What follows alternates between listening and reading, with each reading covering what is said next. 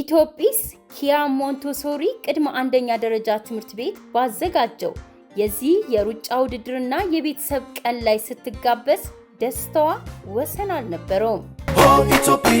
ኢትዮጵስ የኛ ናት ማማ ኢትዮጵስ የኛ ናት ባባ ኢትዮጵስ የኛ ናት ማማ ኢትዮጵስ የኛ ናት ባባ ልጆች ኑ አረ ልጆች ኑ ወደ ኢትዮጵስ ኑ። ታዲያ እነዚህ ህፃናት ከወላጆቻቸው ጋር ነበር ውድድሩን ያካሄዱት።